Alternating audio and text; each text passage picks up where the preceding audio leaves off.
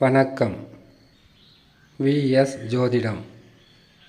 இந்த ஜோதிட சேனலில் கும்பராசி பங்குனி மாத ராசி பலன்கள் 2026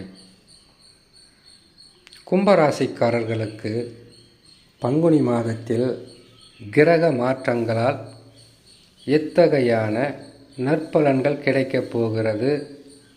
கஷ்டங்கள் இல்லாமல் இருக்காது, துன்பங்கள் இல்லாமல் இருக்காது. வீணான வாழ்க்கையில் பல வகையான இன்னல்களும் வேதனைகளும் வரக்கூடிய காலகட்டம்தான்.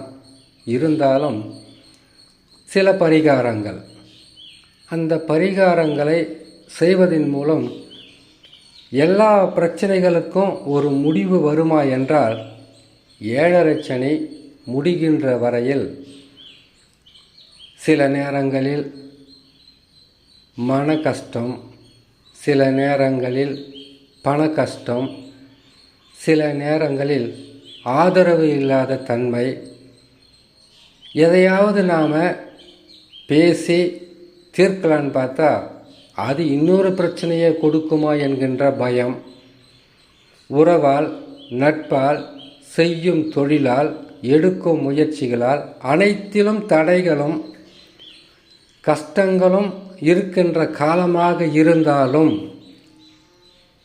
சில பரிகாரங்கள் என்பது மன நிம்மதியும் மன நிறைவும் கொடுக்கும்.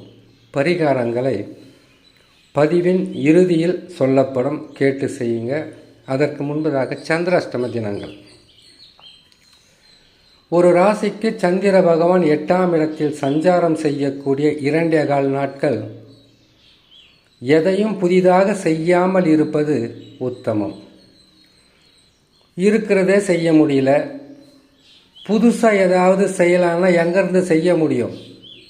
அவ்வளவு சிக்கலில் இருக்கிறோம்.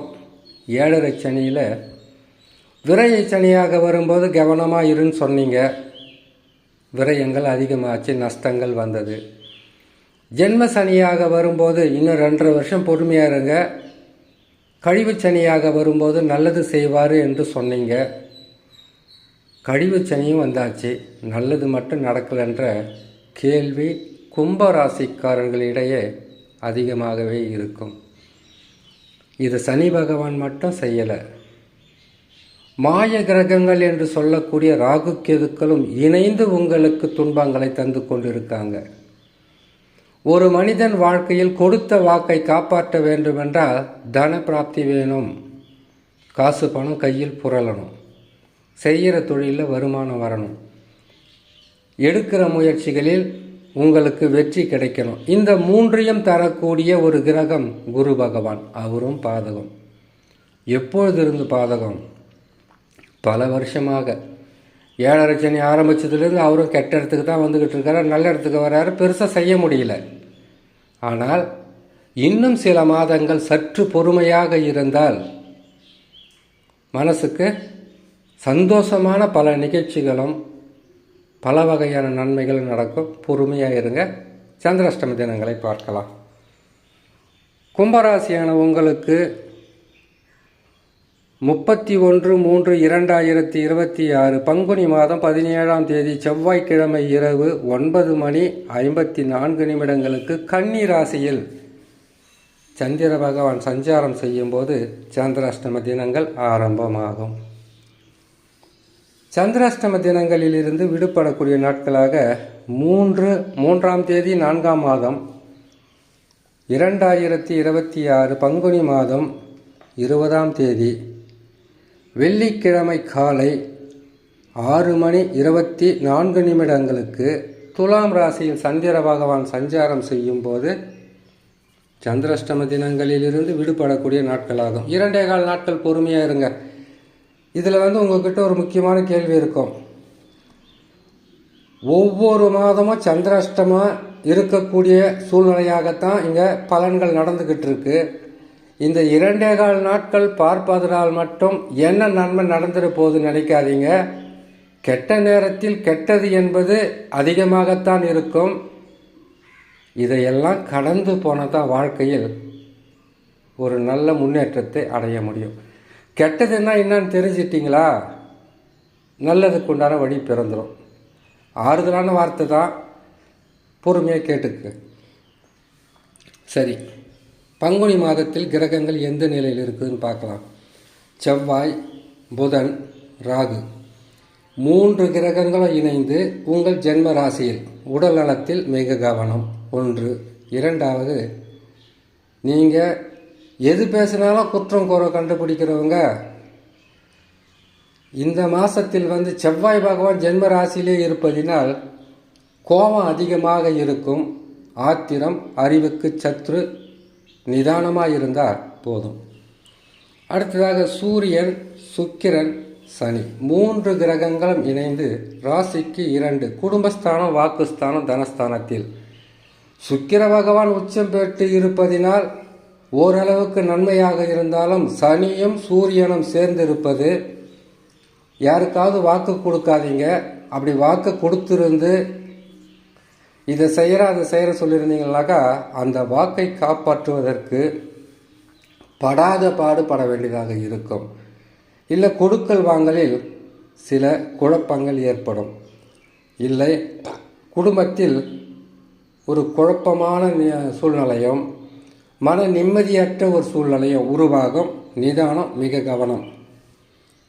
உங்கள் ராசிக்கு 5ஆம் ராசியில் குரு பகவான் வக்ரம் பெற்று அமர்ந்திருக்கிறார். கும்பராசிக்காரங்க நிதானம், இறை நம்பிக்கை, எது செய்தாலும் அதற்கு ஒரு பிரதிபலன் இருக்கும் என்பதை முழுமையாக நம்பக்கூடிய ஒரு ராசி. சோதனைகளும் வேதனைகளும் தன்மானத்தை சுடுகின்ற அளவிற்கு வரும்போது யாருக்குத்தான் கோபம் வராது? கையில் இருந்தால் கொடுக்காமல் இருக்கும். ஒரு பக்கம் மருத்துவ செலவு, ஒரு பக்கம் குடும்ப பிரச்சனை, ஒரு பக்கம் பிள்ளைங்களுடைய பிரச்சனை, ஒரு பக்கம் வேலை பிரச்சனை, ஒரு பக்கம் உடல்நல பிரச்சனை, இப்படி பல பிரச்சனைகளாக இருக்கும்போது குரு பகவான் 5ஆம் இடத்தில் வக்ரம் பெற்றிருந்தால் ஓரளவுக்கு நன்மை செய்வார். ஆனால் பங்குனி மாதத்திலிருந்து நன்மைகள் என்பது குறைந்து சிறிது பாதக பலன்கள் நடக்க ஆரம்பித்துவிடும்.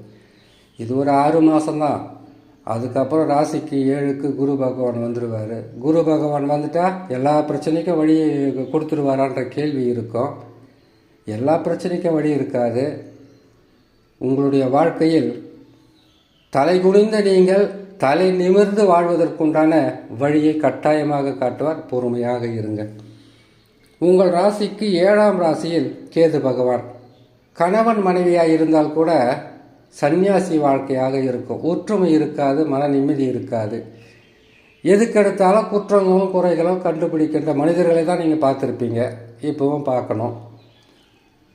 ராகு கேதுக்கள் பயிற்சி கூட குரு பகவான் பயிற்சி பெற்ற சில நாட்களிலே மாறிவிடும். அப்பொழுது கேது பகவான் உங்கள் ராசிக்கு 6ஆம் இடத்துக்கு வந்து விடுவார். குரு பகவான் மாற்றும் 7ஆம் இடத்திற்கு. ஆக நன்மைகள் என்பது தீமைகளுக்கு பிறகு நன்மைகள் நடக்கக்கூடிய மிகப்பெரிய ஒரு கால நேரமும் கனிந்து வந்து கொண்டிருக்கிறது முழுமையாக நம்பலாம்.